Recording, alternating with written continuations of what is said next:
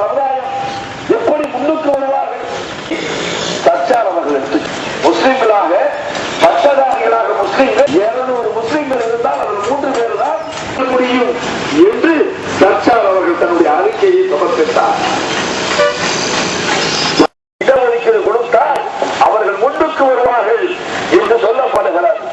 அந்த கமிஷன் தன்னுடைய அறிக்கையை சமர்ப்பித்து 2 ஆண்டுகள் ஆகிவிட்டன. 2 ஆண்டுகள் ஆகிவிட்டன. இன்றைக்கும் எந்த விதத்திலும் மத்திய அரசு தலை சாய்க்க தயாராக இல்லை, பெற்றுத்தர தயாராக இல்லை. ஏதாவது கொடுப்பது போல ஒரு பாவலாவை, ஒரு பாசாங்கை இவர்கள் செய்வார்கள். ஆனால் திருப்பி ஏதாவது ஒரு சட்ட சிக்கலை ஏற்படுத்துவார்கள். நாங்கள் கொடுக்கத்தான் நினைத்தோம், பார்த்தீர்களா பார்த்தீர்களா என்ன நிகழ்ந்தது என்று பார்த்தீர்களா, நாங்கள் கொடுக்கிறோம் ஆனால் நீதிமன்றம் தான் மறுக்கிறது என்பதை போன்ற ஒரு காட்சியை உருவாக்கி காட்டுவார். இதுதான் தொடர்ந்து நடந்து கொண்டிருக்கிறார். அதே போல மாநிலத்திலே கொடுக்கப்பட்ட 3.5% இன்றைக்கு முதல்வராக இருக்கின்ற செல்வி ஜெயலலிதா அவர்கள் உண்மையிலே சென்ற முறை முதல்வராக இருக்கின்ற போதுதான் ஒரு கமிஷன் அமைத்தார். கமிஷன் அமைத்து ஒரு ஆணையம் அமைக்கப்பட்ட அந்த ஆணையத்தில் முஸ்லிம்களுக்கு தனி இடஒதுக்கீடு எப்படி கொடுக்கலாம், சட்ட சிக்கல் இல்லாமல் கொடுப்பதற்காக வழிவகுத்து கொடுத்தவர்கள் செல்வி ஜெயலலிதா அவர்கள். அன்புக்குரிய சகோதர சகோதரிகளே, கடந்த ஆட்சி காலத்திலே செல்வி ஜெயலலிதா அவர்கள் அமைத்த ஆணையம் தான் முஸ்லிம்களுக்கு சட்ட சிக்கல் இல்லாமல் எப்படி இடஒதுக்கீடு கொடுக்கப்பட வேண்டும் என்பதற்காக அமைத்தார்.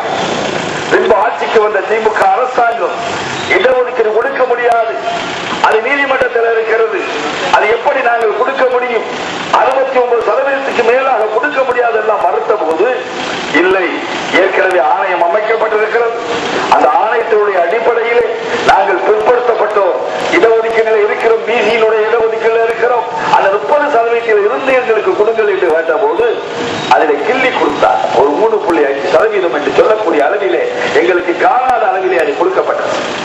அந்த கொடுக்கப்பட்டது மாத்திரமல்ல, பல குளறுபடிகள், பல பிரச்சனைகள் இன்றைக்கு வரையிலும் அது சரிவரையிலும் கடைபிடிக்கப்படவில்லை.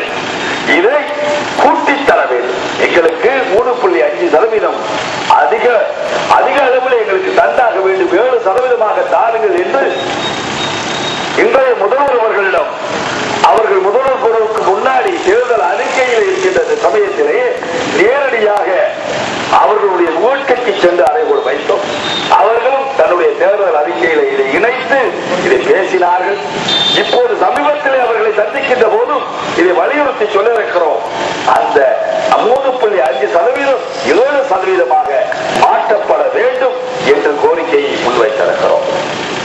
அடுத்ததாக வக்ஃப் நிலங்கள், இறைவனுக்கு மட்டுமே சொந்தமான, இறைவனுக்காக மட்டுமே அதை வக்ஃப் செய்து ஏழைகளுக்காக கொடுக்கப்பட வேண்டும் என்பதற்காக, ஏழைகளுக்கு நல்லது நடக்க வேண்டும் என்பதற்காக எங்களுடைய மூதாதையர்கள், எங்களுடைய பாட்டன் முப்பாட்டன்மார்கள், எங்களுடையவர்கள் இந்த ஏழை எளிய மக்களுக்காக அந்த நிலத்தை தானமாக கொடுத்தார்களே, அதுக்காக அமைக்கப்பட்ட அந்த வக்ஃப் நில கமிட்டி இருக்கிறது.